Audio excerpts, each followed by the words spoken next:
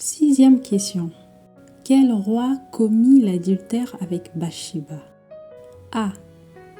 Saül. B. David. C. Salomon. D. Ézéchias.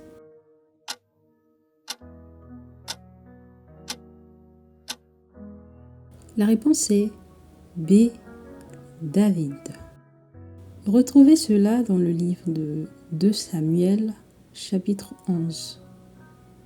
En effet, David commit l'adultère avec Bathsheba.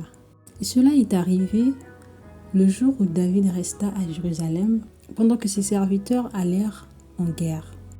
Le cœur a horreur du vide. Nous ne restons pas longtemps dans l'oisiveté au risque de commettre des actes irréparables.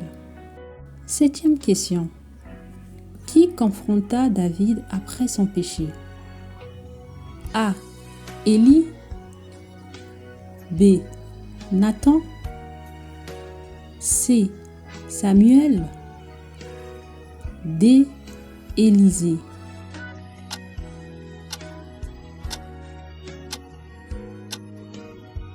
La réponse est B. Nathan. Retrouvez cela dans le livre de 2 Samuel, chapitre 12, du verset 1 à 7. Huitième question. Qui est présenté comme celui qui ôte le péché du monde? A. Moïse. B. Élisée. C. Jésus. D. Jean-Baptiste.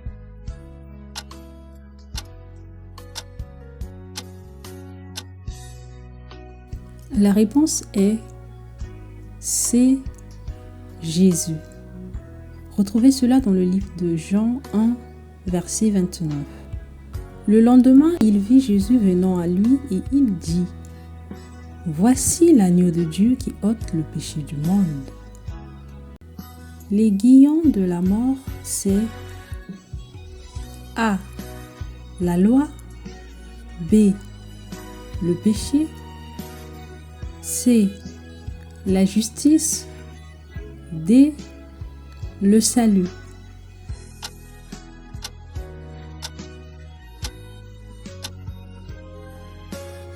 La réponse est B. Le péché. Retrouvez cela dans 1 Corinthiens 15, verset 56. L'aiguillon de la mort, c'est le péché, et la puissance du péché, c'est la loi. Neuvième question. Qu'est-ce qui nous cache la face de l'Éternel et l'empêche de nous écouter? A. Nos trahisons. B. Notre zèle.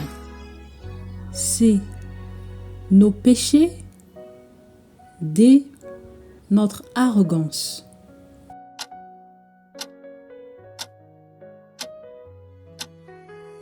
La réponse est C. Nos péchés. Retrouvez cela dans le livre d'Ésaïe, chapitre 59, du verset 1 à 2.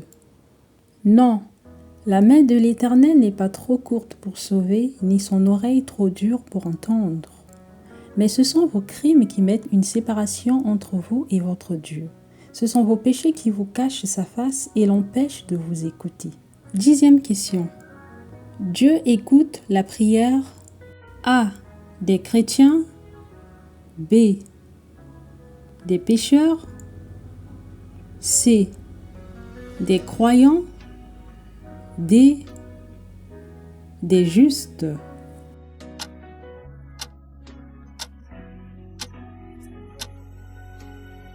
La réponse est D.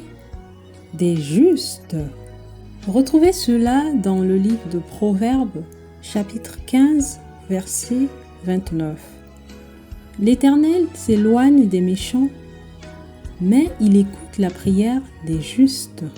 En effet, Dieu écoute la prière des justes et non des pécheurs, parce que le juste est celui qui lui appartient. Donc faites la différence entre la justice venant de Dieu et celle venant des hommes.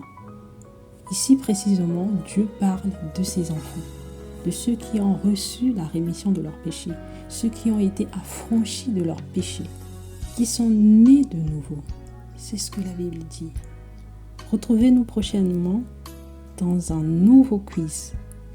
Mais n'oubliez pas, quand Jésus-Christ, tout va bien.